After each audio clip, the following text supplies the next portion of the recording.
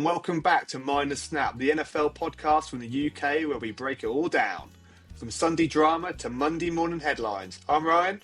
And I'm Lee, and we've got a packed show lined up for you this week. We kick off with the top 5 NFL headlines, including Micah Parsons' shock move, DeRon Bland's monster contract, Trey Hendrickson climbing into the elite, Cowboys G headlining the Brazil opener, and Jason Kelsey's media clash with ESPN. Then we're joined by a special guest who will give us her view and takes on the NFL with the season ahead. Then we roll into our previews and predictions, looking at the matchups that matter most this weekend, and who we think is heading for glory or disaster. Go Bills. After that, it's time for Explain the Play, where this week we're breaking it down to the role of the defensive line. Perfect for anyone new to the sport or just wanting to sound clever at the pub. Yeah, and finally our divisional spotlight shines on the AFC South. Who's feeling the heat, who's the star man, and how we think the division will play out. Oh man, loads to go through this week, so buckle up. It's time to mind the snap.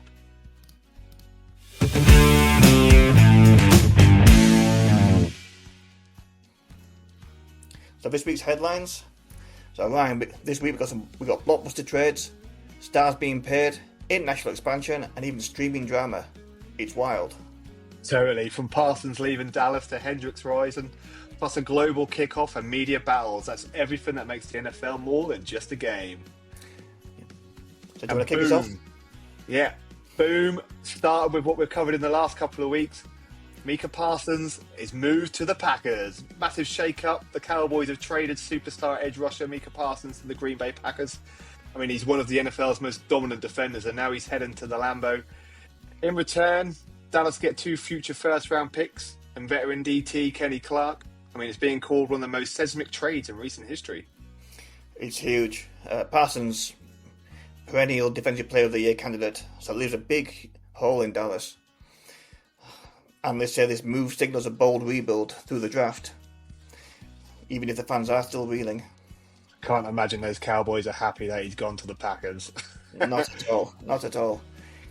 So when the Cowboys lock up DeRon Bland with a mega deal, I suppose they've freed up some cash in there. So almost immediately after the Parsons trade, the Cowboys moved to secure their secondary, signing cornerback DeRon Bland to a 4-year, $92 million extension. Woo, nice. Yeah, which includes a $50 million guaranteed. He's now the 6th highest paid cornerback in the league. Beers on that man.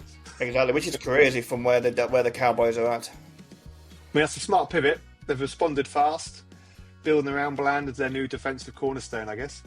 Exactly, it could be his time to shine. And then passing on to the other side of pass rushing news, Trey Hendrickson, now with the Bengals, is getting his recognition. Players ranked him in the 14th best in the NFL last year and a massive leap from 77th last year. On a plus side, mate, he's got a $14 million raise. Not to be sniffed at, is it? It's, yeah, that'd be a nice competition to have with your boss, wouldn't it? Oh yeah, that's what you want. Beers on him as well. Yeah, so he's been called the silent assassin and the little engine that could. Last season he had an NFL high through pressures and accounted for over 30% of a team's total pressure. That's elite level impact. So, he is amazing, isn't he, Trey Hendrickson? Like, fully deserved. I know like the Bengals obviously been paying the wide receivers and QBs the big bucks. I think it's well worth. He's earned that. Exactly. So that takes us to the NFL season opener in Brazil. So away from the field, the NFL is going global. The Cowboys G, the Colombian pop star, set to headline the season opener halftime show in Sao Paulo, Brazil next Friday. And the league continues to push its international brand, doesn't it? I mean, playing in Brazil and bringing in a massive music talent is a signal that the NFL is very much caught on a global stage. And they do love the sport in Brazil. Amazing. I'd love to go see a game there. It's going to be a carnival atmosphere there, isn't it? It's going to be amazing. Then in other news, more in media side this time, ESPN's new exclusivity rule is keeping star analyst Jason Kelsey off YouTube's first ever NFL broadcast. I mean, it's due to his $24 million deal, so I'm sure he'll be fine. Yeah. As our fans asking, though, if networks are really putting profit over fan access. It does, yeah. It speaks to tensions between traditional media and the new streaming platforms.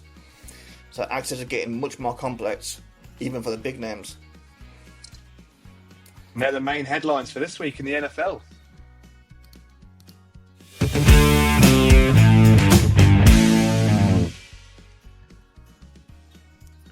So welcome back to Mind the Snap. This week we have a special guest joining us. Welcome to the show, Victoria. Thank How you you so doing? much for having me. I'm great. How are you guys? Yeah, we're good. Yeah, we're good, Are you all yeah. excited for the new season coming up? Yeah, I'm so excited. I'm running some fantasy football, which is drafting tonight. We did it right to butt up to the season, so I feel like that's just making kind of like the drama and the excitement go up. And obviously, I already have my gear on, so I'm pretty ready to go. You're ready to go, yeah. Yeah.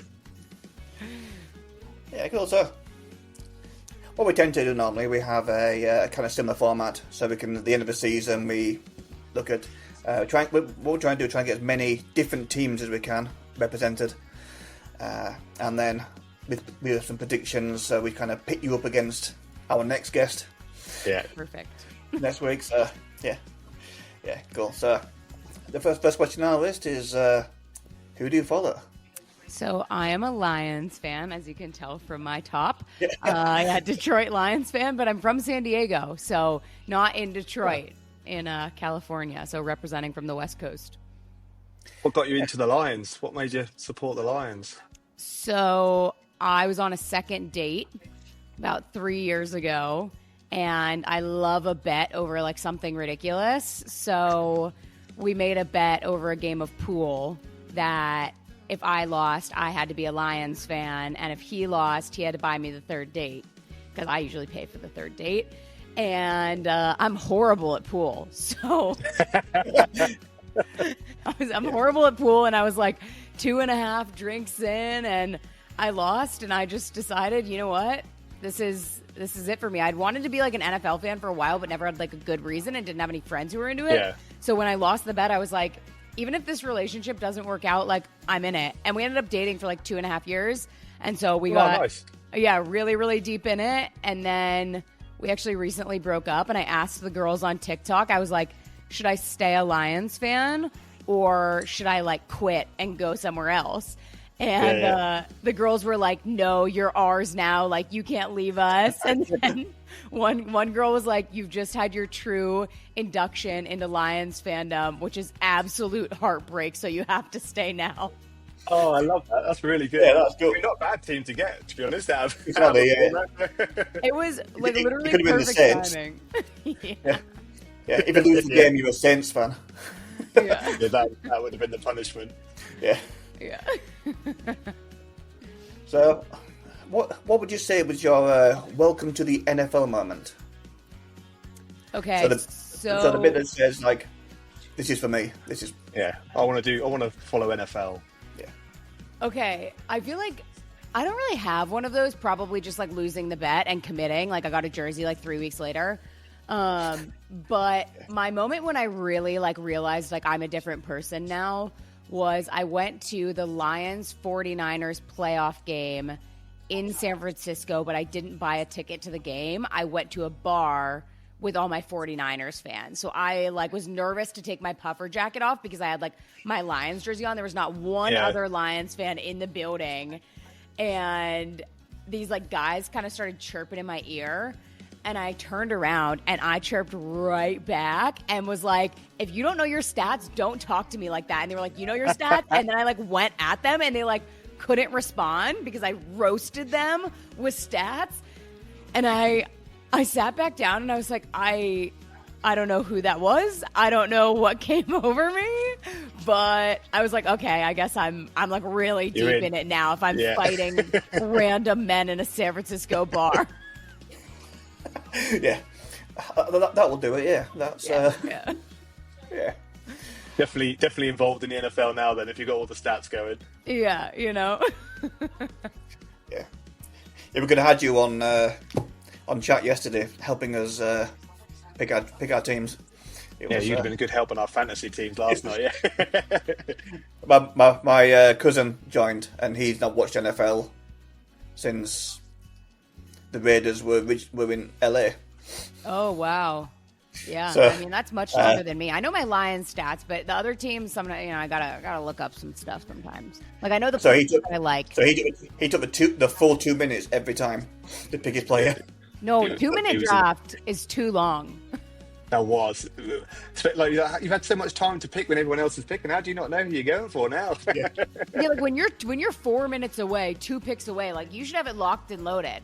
Yeah, Like, yeah. The only time you should take 2 minutes is when your pick goes in like the 10-second, like when your pick goes right before your turn. Then you need the full 2 minutes to like readjust. Yeah, agreed. Otherwise, 2 minutes. He was first, so he had on the second loop he has like 4 minutes to choose 2 4 players. minutes to pick. Yeah. My guy's just.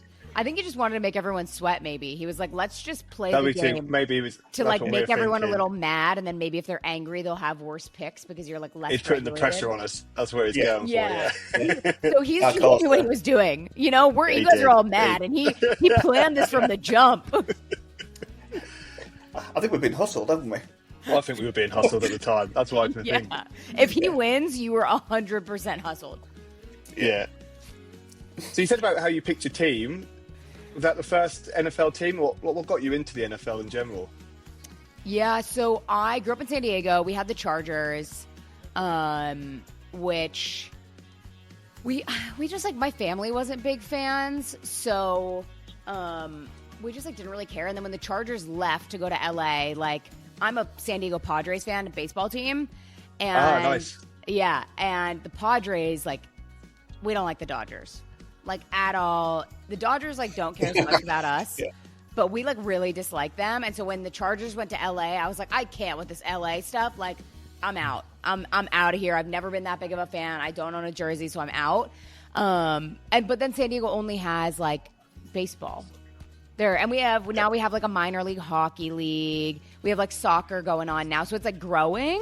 But before that, there just like wasn't that much sport going on or like kind of like major league sport. And so I just like I didn't go to college with football either. So a lot of like Americans go to like Alabama. If you guys watch college football, like SEC football, Big Ten football, I didn't go to any of those schools. Oh yeah, yeah. There you go. Yeah. I didn't go to. Oh my god, I love it. I didn't go to any of those schools. So like we didn't have. I went to UC Davis and I went to 5 football games, and I was always jealous of like these girls are like game day, and I was like, I don't know what that is. Like I don't do that. I don't know how to tailgate. And so then when I like lost the bet, I was like, this is my time to like lean in and be inducted by someone who's been a fan for 30 years. So I was like, all right, this is my time to shine here because I'd never had it before. Yeah. I like it. Yeah. Wait, how did you guys get into the NFL? Because you're obviously not from America. So, for me, I was taken by work. So, when the Giants coming to the 2010, 2011 Super Bowl, I was taken 2-3 times to the games. I went to the first round playoffs, and then when they won, the corporate tickets got taken by the other guys. So it was okay me going up there on a weekend, but when it looked like they were going to win, no access to tickets, and having a free ticket in a corporate area, to then looking at paying $1,200-1,300 15 years ago. Yeah. Well, I was like, nah, I'll watch it in a bar. Yeah. Yeah, definitely. I went up to My one's a bit different. I'll go on, keep going. and then so I was a Giants fan, but I wasn't really a Giants fan. It's just I was a Giants fan, Knicks fan, Yankees fan because I was taken there. Yeah, you're close by. And then we didn't really have access to the NFL as much. And then I started working in Wisconsin, and I was taken to Camp Randall to watch the Badgers. Okay. And I thought, and then I had reignited that spark for. Yeah. For You were like, American I football. remember now. I remember why I loved that so much and why I was so disappointed when they stole my tickets from me. Yeah, and then our TV provider got bought by Comcast. Okay. So we started getting the Comcast coverage on Sky on our satellite TV, so Yep. we can start watching the games again.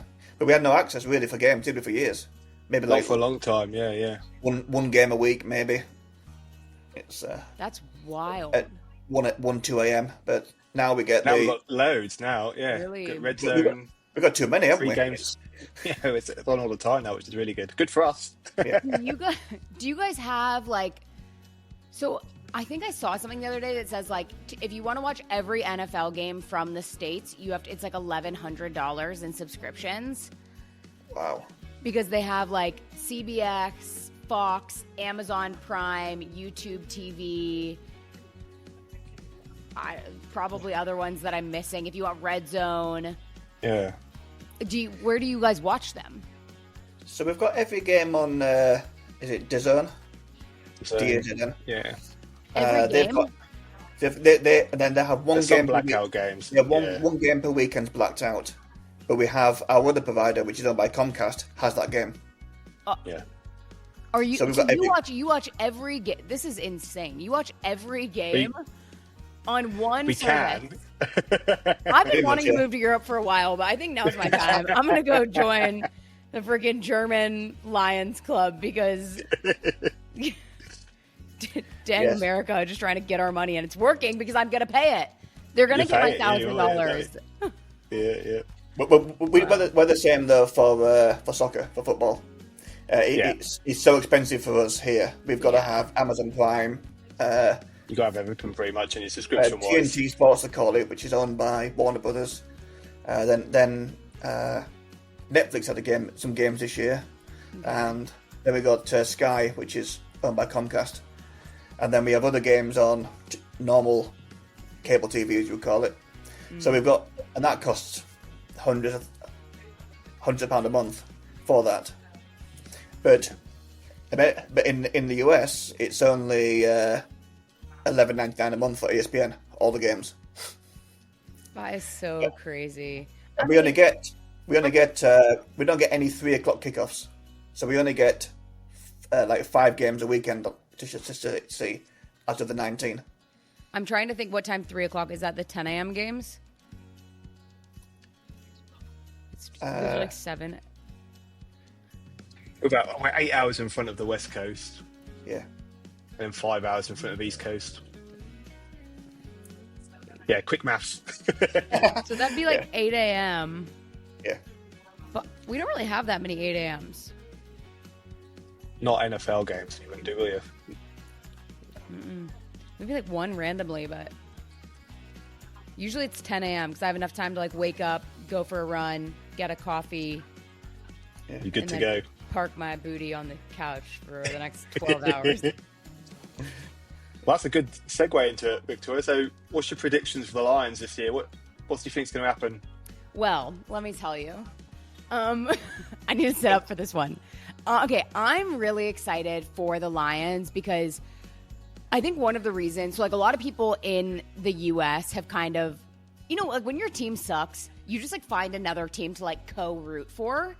Yeah. And the Lions, at least in the last 2 seasons, very much like became that team for a lot of people. And I'm really excited because we have a lot of like showmen on our team. So like Aiden Hutchinson coming back is insane. Like people can't talk enough about that. Jamison Williams has had like some conduct, pushy on the conduct side, but Just a little bit. yeah. I don't want to talk smack because I love J-Mo. But I think that he's matured. So he's been in the league for a couple years now.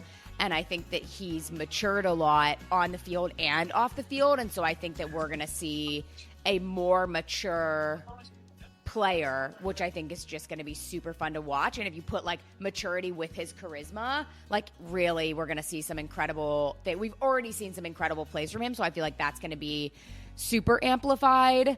Yeah. I am like so annoyed. I don't know what your guys' media, like what media you're consuming is telling you, but we're seeing so much of like Jared Goff is like number 18 and like people are not putting him in the top 5 of anything. And I'm like, on what ground? Yeah. Like on what what are you smoking before you're reading the stats from last year?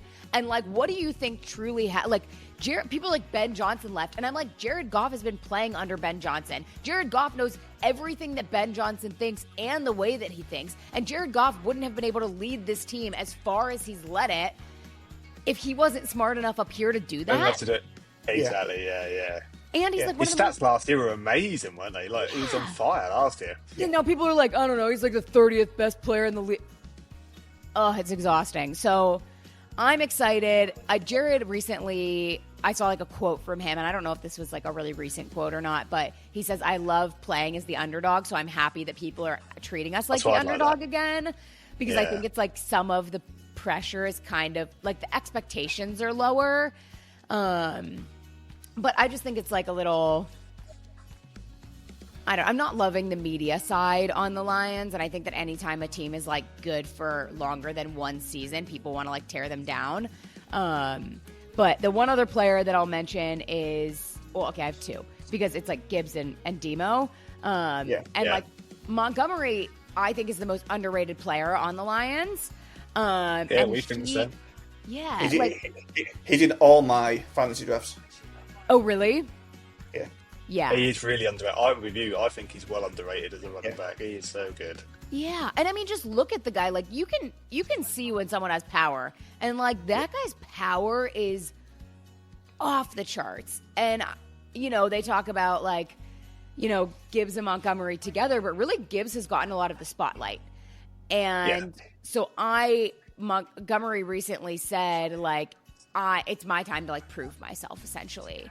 And so I'm really excited to see what kind of like vigor and fervor he comes out with this year, because I think he's tired of being like, as much as he's happy and like seems like a really good quality guy.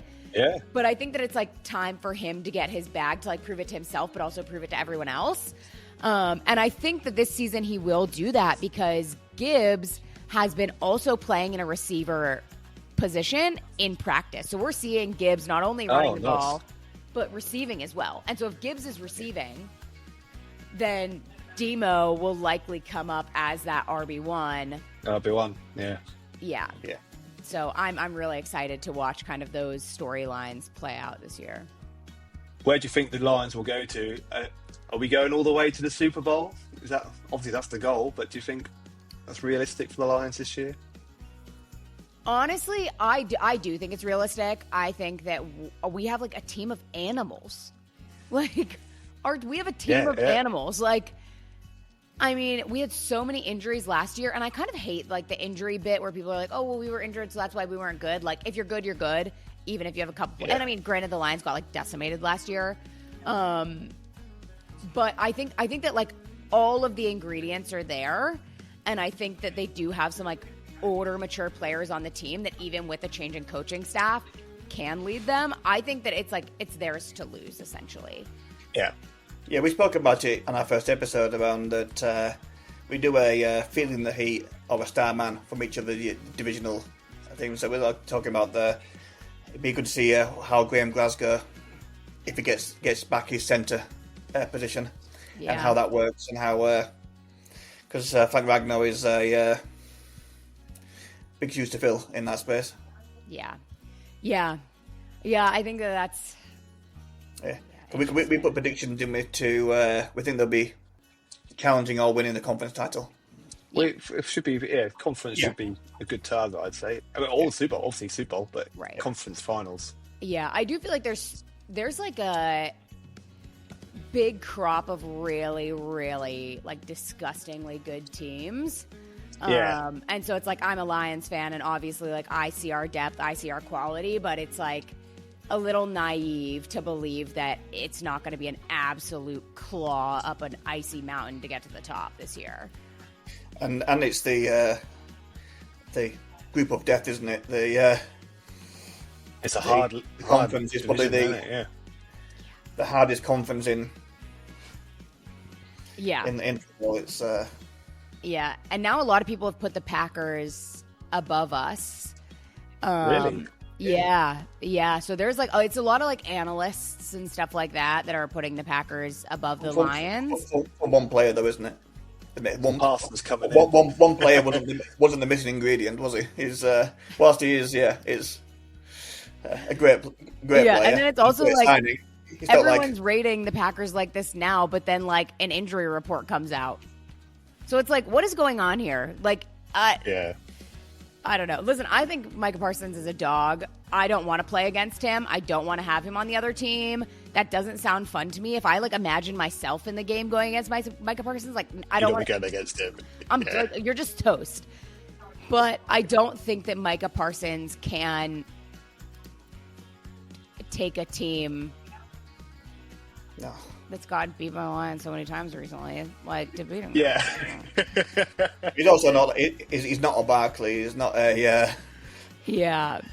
And like Eric Henry he's kind of that's the ingredient they're missing for me. They're missing that stronger runner. Yeah, and I think that like obviously the Packers are good, but I don't know. When the Lions didn't have confidence 5, 6, 7 years ago, yeah, of course, but I think that like a confident Lions team has not been studied enough because the Lions have never been confident until now. Yeah. And so like what is a truly confident, well-built Lions team over 10 seasons like truly look like? Because everyone's like, the Packers have beat the Lions forever. Like, okay, great, but the Lions sucked forever. Until like literally 3 years ago. Like you had Megatron who was like just, annihilating everyone. but like that's like the one when I became a fan, I was like, who do I need to know about? That's like my one guy. It's like Dan Campbell was on the team in Megatron. I'm like, okay. And they're like, yeah, that's it. And I'm like, okay. So I don't know. I think that like it's not to be underestimated. Like good leadership consistently with mature players over the next. But it's a solid foundation at the core. So we said it's built on principles. Yeah. And what we talked about with Shadur, it's the whole team. It's a proper working city, Detroit. Proper. Get your hands dirty, and the whole team does that. Even the stars, they roll the sleeves up and they get stuck in. They want to. You can almost feel that energy and that. So that's kind of what I mean about like Shadur. It's very different. That I'd like him to go to somewhere like that to really appreciate that real proper connection with the fans. Right, and like dive into the grit versus like diving into like the glitz of it all. Exactly. Yeah. People are downplaying the Lions. I think people are probably sleeping on them a little bit there because I think they're probably going to surprise a few people again. But it's like it's just crazy to me that this is the storyline. Like if the Lions go to the Super Bowl, no one should be surprised. No, I don't think so either. Like, Yeah. Aiden Hutchinson was one of like he had like some of the most sacks and he barely even made it half the season. So like yeah. And now he's back and you're like, I don't know about the line. That man outplayed so many people who played the entire season. And Isaac Tesla, like that guy's a dog. He's good. Yeah, he looks good. And he's young. And I don't know. I just feel like, everyone's like depth chart and like, we got it. So I just think it's crazy that people are like going to be surprised, It's like when a pretty girl gets a pretty boyfriend. I mean, like a hot boyfriend. Yeah. It's like you shouldn't be surprised. She's so hot and like got it together. And then she gets like a business owner and people are like, nobody's surprised because you shouldn't be because it makes sense. Yeah. No, that makes sense. Who do you think then, Victoria? Who's going to win the Super Bowl? Who do you think's the favourites? I guess everyone's got everyone picks the same sort of teams this time of year, but who do you think is going to do it? I mean, isn't it like sacrilegious to say anybody? Come on. Very optimistically, if one. If that happens, I will pay you. We will clip this bit because if that does happen, if that happens, I will Venmo you $500 if that happens. If that happens, I'm going. Yeah. Well, good. You can use the $500 for one hot dog at the stadium. Yeah. That's so funny. So I think it's like sacrilegious to say anybody except the Lions. Yeah. I can't do that to my team. They just That's good. I like the girls the just answer. welcomed me with open arms. I can't go on record saying anything else, but also, Yeah. I just think that the ingredients are there. Yeah. But I mean, other teams that Take I the like, Lions out of it. Yeah. yeah, I mean, I'm a big fan of the Ravens. I think the Ravens really have it going on. I think that I just think there's fucking dogs over there. I don't think it's going to be the Chiefs. I don't think the Chiefs are going back. We're the same. We've Yeah. got that opinion. Yeah. No depth at all. It's that I was saying to our guest last week on the pod. You take Mahomes and Chris Jones out. That first Yeah. whatever they call them, the starters. Then they're gone. The defense will crumble and the offense will crumble. Yeah, I think what's interesting about the Chiefs is that if they were wearing just black uniforms, no logo on them, if you watched them in the regular season, you would never guess that they are as much of a dynasty as they are. And I do think that there is a level of professionalism and quality, athleticism and sports, I don't know what the word is, that makes them be able to turn on in a way that no other team really can during the playoffs. But I don't think that long term that's a great strategy, especially when you have new players coming in. And so I think that if they can figure out how to turn it on in the regular season, we'll see a good playoff run from them. But if they wait till the playoffs to actually do something insane, then they're not gonna. I don't think they're gonna make it because there are so many other. Just some good teams out there in there. I think for them to repeat it, they need to have a statement win. Yeah. They need to go out there and trounce somebody. They need to go out there and give someone a good 5-6 scores. Yeah. And then I think the Eagles also nobody around me is really talking about the Eagles. Just nobody's really talking about them. They're just. They're not. It's odd. Yeah. They're my pick. It's.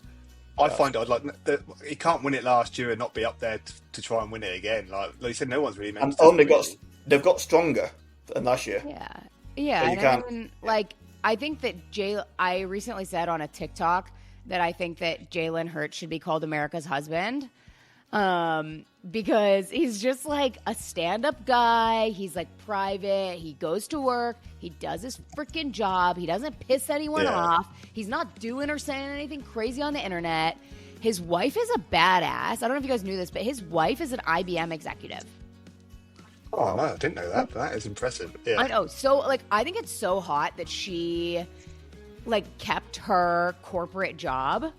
And I just think it really says so much about them. And if you have such a badass couple as those two as the people who are leading your team, because that also the women are talking to the women and the guys are talking to the guys, and then they all go home at night. And I just think that I mean, nobody's really talking about him, but maybe it's just because there's nothing to say. Yeah. It's just facts. Cool. So we're sticking with the Lions there, are we? We'll go with the Lions. We're gonna stick with the Lions. I mean, it's time, man. Yeah. I mean, I've gone my whole life. I mean, I know there's people who've been. Wait, you know what's crazy? I met on TikTok, but there's a girl whose grandpa was the original owner of the Lions. Oh, that's pretty cool. I'm pretty sure it was when the name changed or something like that. And I was like, this is BS. This girl's just trying to I don't know. I feel like she's going to steal my money or something. And then I looked her up and I went deep on the internet. And it really is her great-grandpa, great-grandpa was one of the original owners. And that guy never saw anything good happen. And that's crazy. So I say I've been waiting a long time, my 3.5 years of being a fan. But 30 years of being alive. So I feel this is let's make it happen, boys. I'm for it. I'm feeling that. Yeah. Exactly, yes, sir. Thank you for coming on, Victoria. Do you want to let our listeners know where they can find you? Yes. Any pods, Discords, anything you've got to, Ahmad? Yeah, I got a lot to plug. So my personal social is Hey Victoria Henderson on TikTok and Instagram. I have a podcast that is coming out shortly called The Game. It's a NFL-based podcast by the girls for everyone, where we kind of mix lifestyle, pop culture, and the NFL. So whenever somebody scores a touchdown, you know their background. So you can follow us at The Game, the podcast, on all socials. And then we have a Substack community for the girls and friends. It is a paid subscription where we have a community chat. Girls are meeting up. Girls are teaching people about how to draft, what's going on. And then we have a free newsletter every single week, so you can subscribe to that on Substack as well. So your tagline is it's for Chad's, Brad's, and Victoria's. Wait, what? What? The whole football's for Chad's and Brad's. No, it's for Chad's, Brad's, and Victoria's. Oh, Chad's, Brad's, and Victoria. Yeah. You know what? Yeah. Hell yeah. For Chad's, okay, so we were just talking how we need something like fun to say consistently, and maybe we are just going to have to use it and just tell everyone that it came from you guys. Cool. Yeah. Well, Thanks, again, Victoria. Yeah, thank you for coming on. Cool. Thanks so much for having me. Cheers.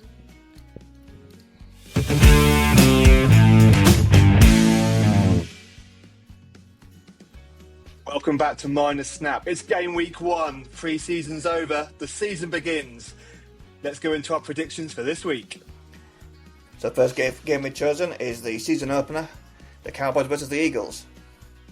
This could be as one-sided as an opener as you can see, with the Eagles bringing the Lombardi back to Lincoln Financial Field. I think they'll be too strong for America's team. What are your thoughts, Victoria? I mean, the Cowboys have no shot.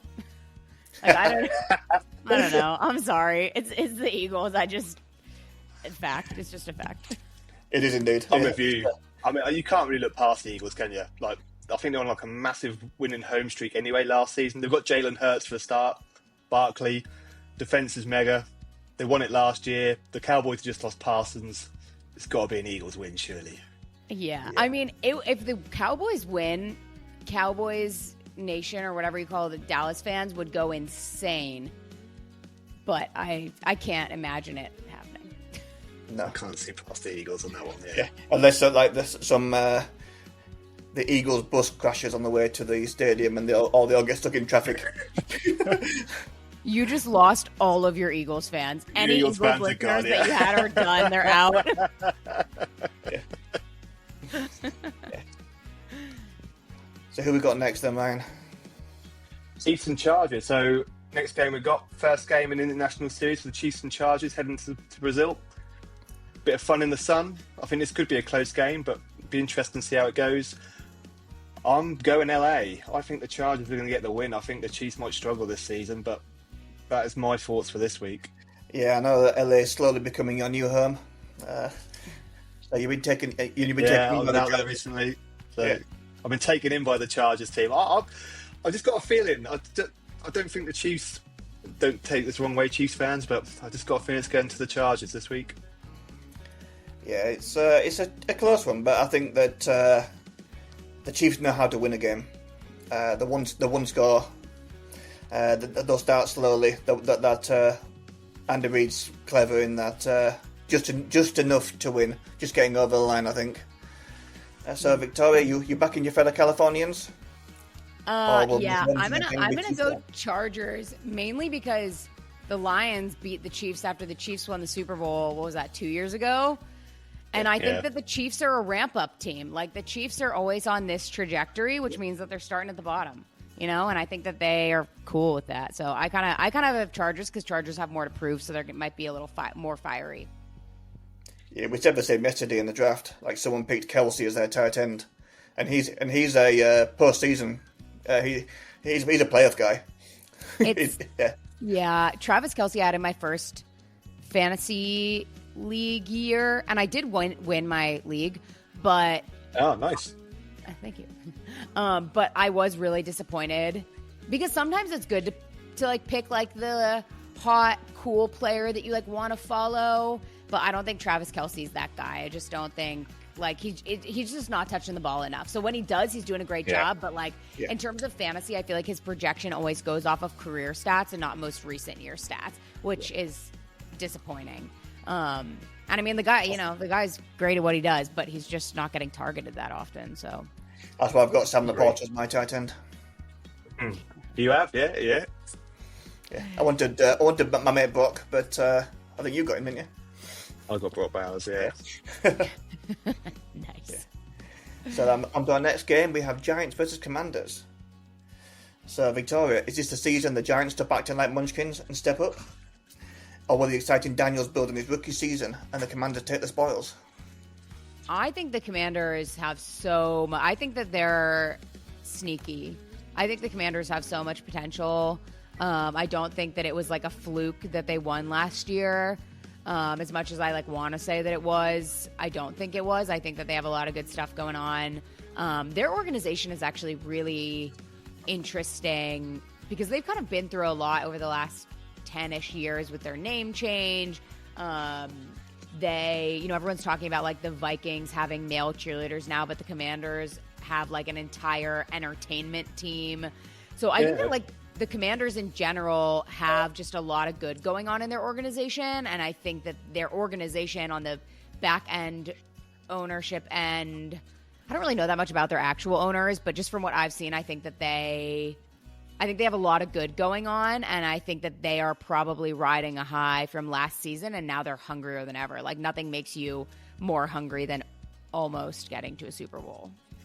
I'm almost word for word there, pretty much with what you said. I can only see the Commanders going up to that next level. They were so good last year. Daniels can only get better as he goes into the NFL. I'm going Commanders win. However good the Giants were in pre-season, I don't think you can't go off pre-season. So I'm going. Yeah, it's strange. So I'm like, for me, it depends on whether Neighbours is fit. If he's questionable at the moment, if he comes through practice today and tomorrow. I think that I was impressed with their QB roster and their depth in QB for a change in pre-season. Yeah. They rotated them well. I think. Will that be enough to beat the Commanders, though? Yes. It's a good storyline for sure. Yeah. Like, there's a lot of good stories going on at the Giants. There's like a lot to watch. It's going to be interesting to see what they do, but can they win? Yeah. I'm going to go for the underdogs there. I'm going to go that it's they've got to have a time to shine. Yeah. So it's I'm going with the Giants there. Yeah. So on our next game, Bengals versus Browns. So Ryan, both these teams need a good start, and can Joe MVP Burrows and that thrilling offensive threat be too strong for the Browns, or do you think the Browns have enough to take the Ohio spoils? Can you really look past the Bengals? I mean, I know they didn't start off great last season, but you just saw Joe Burrow and Jamar Chase last year. They really grew as they got going, and I think they could have made the playoffs last year. I mean, people were shouting for Joe Burrow to be MVP, weren't they, towards the end of the season as it got close. I can't see past the Bengals. Browns, again, I think a good year for them. Maybe they can improve from where they were last year, but I think the Bengals will be too strong. I can see the Bengals easily making it into the playoffs this year, if not further through it. The Bengals lost out because the Chiefs dropped all their starters. They started off slow, though, didn't they? They lost the first couple of games, didn't they? It is, yeah. But if the Chiefs had played their starters, they wouldn't have got trounced by the Browns to take the last spot. That kind of thing there. So, what are your thoughts? What do you reckon, Victoria? Yeah. Which of the boys in orange are going to be celebrating? So, I think the one thing that I think is interesting is that I think Shador is lucky to have. I've been calling him Daddy Flacco because he's. Yeah. That's a good name. I like that. We're going to take that one. Yeah, please do.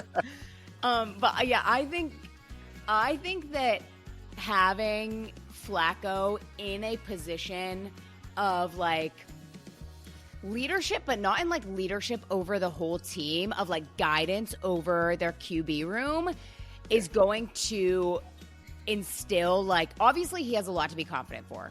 He's been in the league for so long, like he knows how to play, he's won a Super Bowl.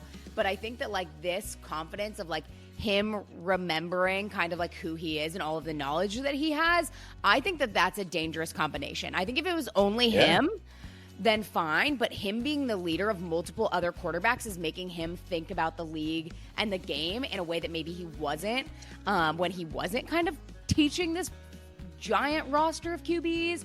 So I think that like deep internal confidence that's brewing is kind of dangerous. And is Joe, like, I don't know, Joe Burrow, I love Joe Burrow for many reasons. But like, is he going to get nervous because of Joe Flacco?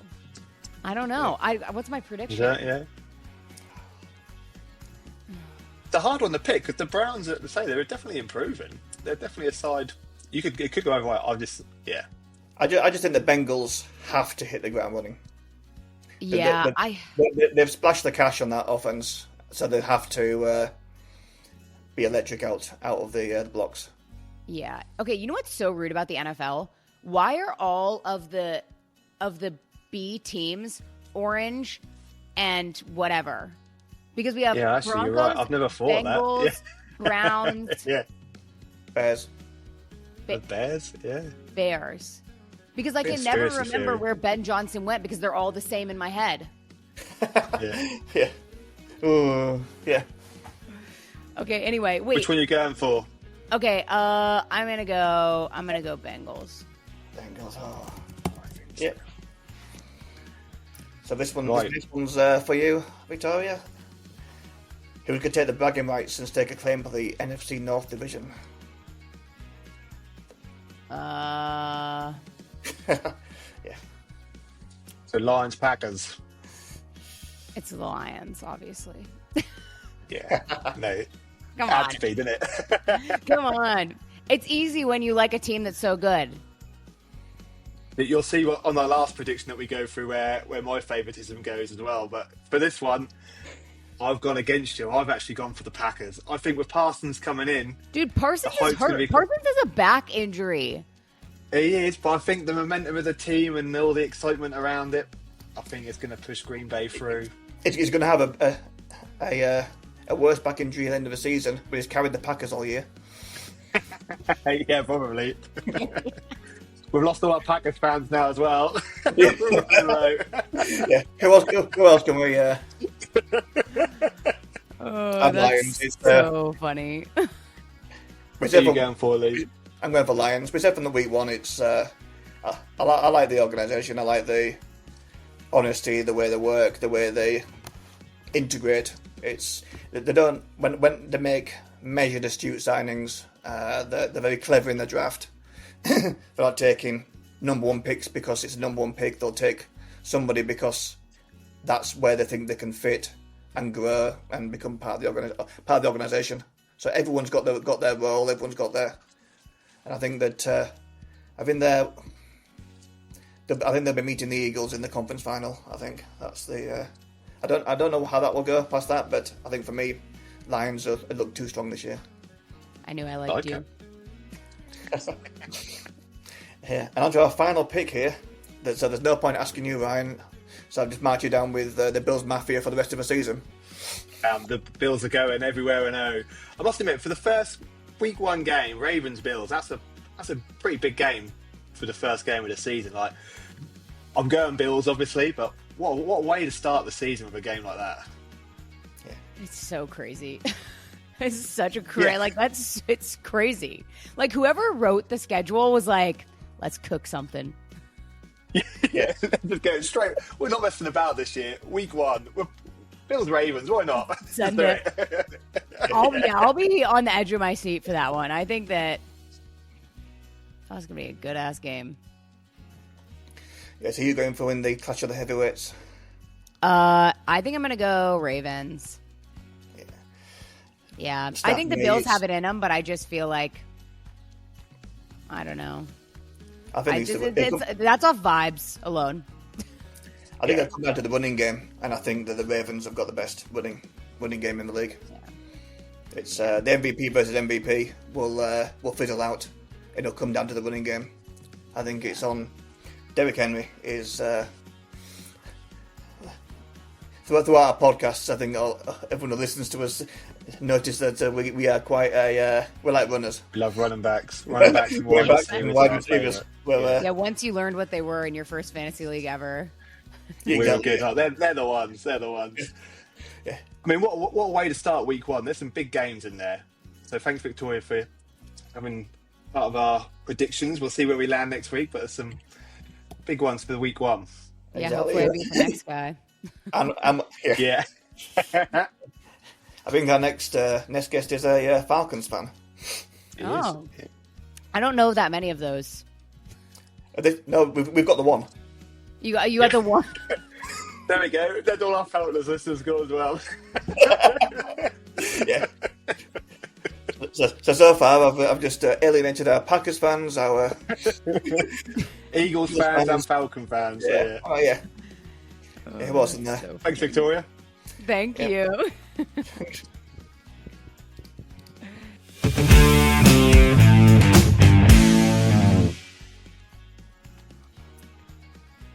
So this week's Explain the Play brings us to the defensive line. So last time we talked about the offensive line, the protectors. Today we flip it around and talk about our opponents, the defensive line, also known as DL. And here's the deal. If the O-line is the bodyguard, the D-line is the attacker trying to break through the wall. Their mission? Stop the run, and most importantly, sack the QB. Yeah, so Ryan, what is a defensive line? So you think of the D-line as the front row of the defence, really. So when the ball is snapped, these guys are the first to charge in, going head-to-head with the offensive lineman. So they're the wrecking crew. They're sort of big, powerful and fast for their size. And their whole job is to mess up whatever the offence wants to do. You don't want to be running into those guys. Not at all. Not at all. If you were to break it down into positions then, so if you didn't know what the D-line was, what positions did the D-line have? So the defensive line can look a little different depending on the scheme. But the main roles are defensive tackle. So these are the big men in the middle, and their job is to plug up running lanes so the running back has nowhere to go, and push the pocket back in the quarterback's face. They're usually the heaviest guys in the field. Oh, nice. Then you've got the nose tackle, the NT. So in some defensive schemes, you'll hear about the nose tackle. He lines up right over the centre. Think of him as like the anchor, eating up double teams so his teammates can make plays. That moves us to the defensive ends. So on the outside, you've got the defensive ends. They're usually taller, leaner and faster. Their number one mission, get around the offensive tackles and sack the quarterback. They also set the edge to keep runners from bouncing outside. So what do they actually do? So imagine it, the quarterback drops back to pass, and suddenly there's a defensive end screaming around the corner at full speed. That must be a nightmare for any quarterback. Oh yeah, definitely. When those guys are running at you, I'm sure your heart's pacing at that time to get rid of that ball ASAP. I mean, if it's a run play, the tackle just shoving and grabbing, trying to collapse the middle, so the running back then gets swallowed up. So why should the fans care about a defensive line? Well, here's the secret. Games are often won or lost in the trenches, as we mentioned on the O-line last week, but a dominant D-line can totally wreck a game. They sacks, tackles, for loss, just constant pressure. So exactly. If you see a quarterback running for his life, or running back stood for no gain, that's a defensive line doing its job. They are doing their job. If you're sacking the QB, job well done on the D-line. So from a fun analogy, you can think of the D-line as bouncers at a nightclub. Instead of keeping people out, they're smashing their way in. They're forcing their way past the O-line to ruin the party in the backfield. Love it. Big, scary, powerful guys who just basically love to cause chaos. So a quick recap, the defensive line is made up of tackles, maybe a nose tackle and ends. They're the first wave of defence, stopping the run and hunting quarterbacks.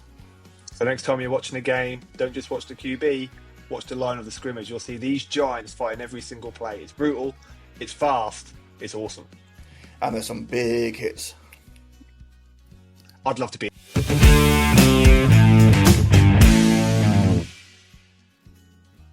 Welcome back to Minus Snap. This week's divisional spotlight is on the AFC South. Yeah, so the first team we've got is the Houston Texans. And another team that I'm going to upset if I can't pronounce their name. So who do we have? Which star is under pressure?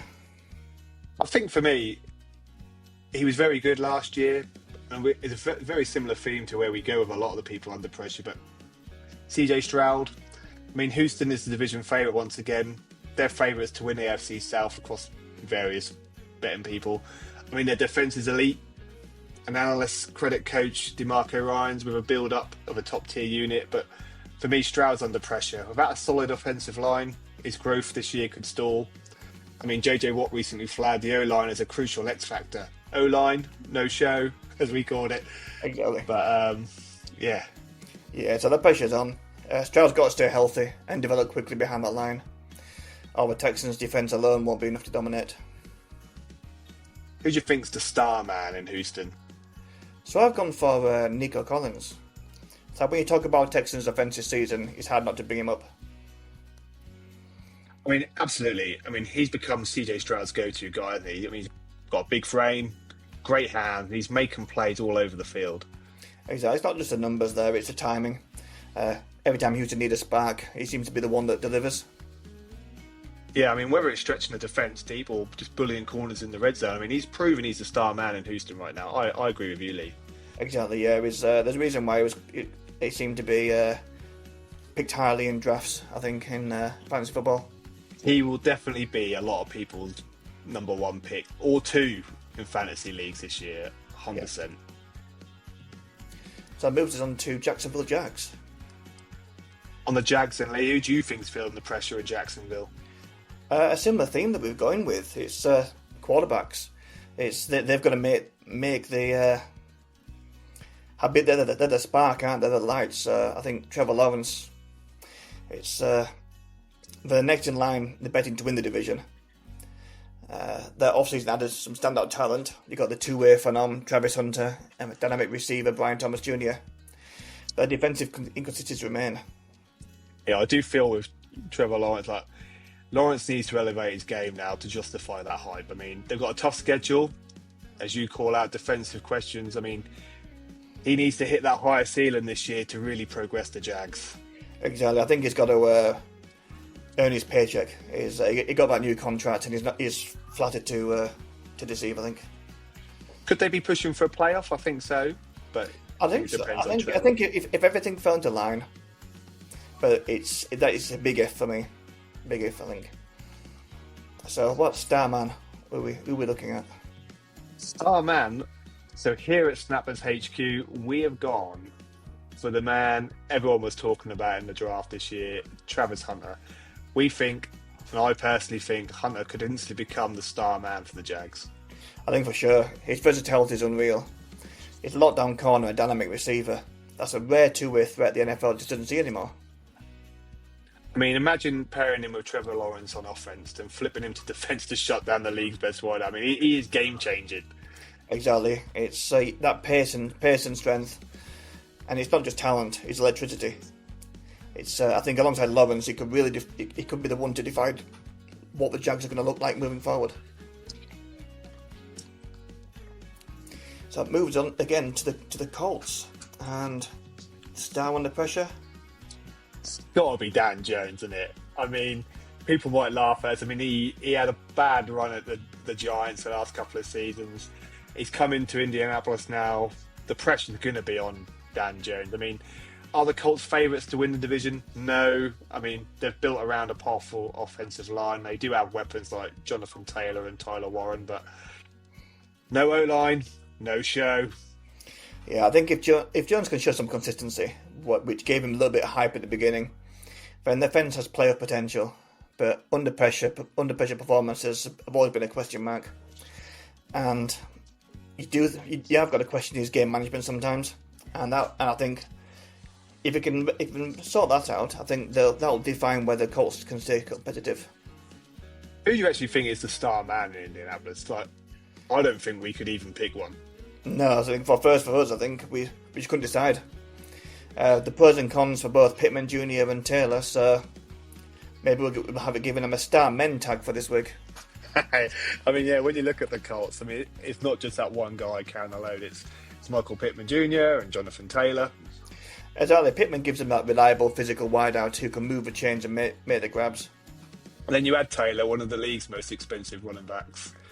I mean, if he's healthy, he can break a game wide open on any snap. Exactly, and together, if they're fit, healthy, and on form, they can deliver that 1-2 punch that can make their offense tick. Pittman through the air and Taylor on the ground. They've got a real star duo there.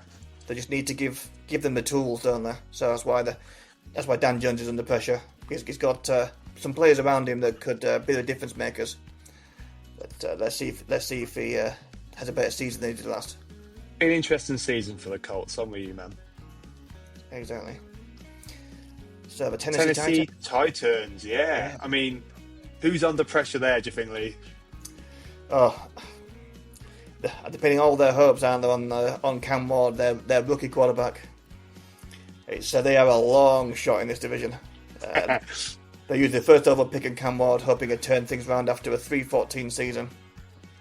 That is not an enjoyable season if you're a Titans fan. I mean, you're right, mate. Ward's under pressure to make an immediate impact. But the truth is, this season might be more about learning, I feel, for them than actually winning. Expectations are low. I mean, if he shines, he could shift that conversation fast. It could do. It's not just the Nissan Stadium that's under rebuild, though, for me. It's they're hoping they can get a few more in, I think, for the next couple of seasons as they move into their new fancy ground. Yeah, and Starman, what we're thinking? Jeffrey Simmons. So I think when you think about the Tennessee Titans, that name just jumps out on defense. He's their man. Yeah, he's the anchor of that defensive unit. He's powerful and disruptive, and he'll love to constantly collapse that pocket. I mean, you're right. Quarterbacks hate playing against them. I mean, he draws double teams, he stuffs the run, and he still finds a way to rack up sacks. Exactly. I think he's the heart of their defense, and he's kind of their star man who keeps them competitive. How competitive can be with a 3-14 season. Yeah, maybe better this year. Who knows? Exactly. So how do you see the season shaping up for these?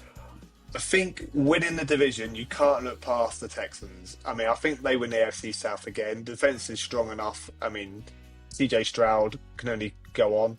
Second, I've got the Jaguars. I think they'll push the Texans if Lawrence and the offense click. They could take over.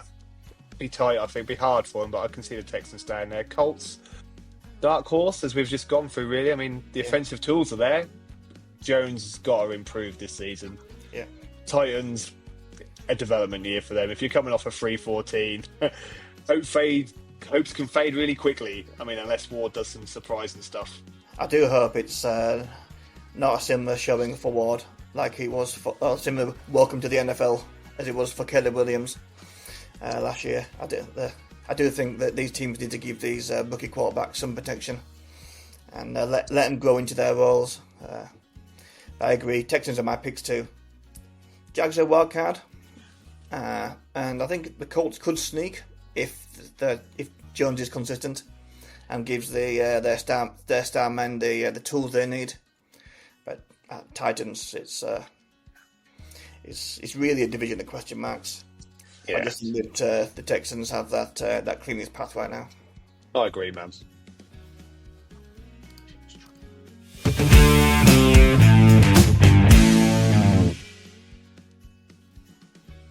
Well, if you got this far, we really thank you for sticking with us, and I hope you'll tune in next week. It's game week 1, baby. Football is back.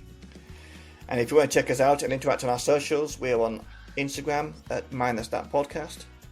We are on X at MindTheSnapPod. TikTok, MindTheSnapPodcast.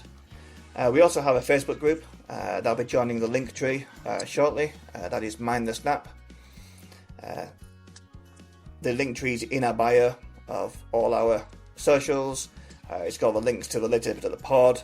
We drop every day at 11 a.m.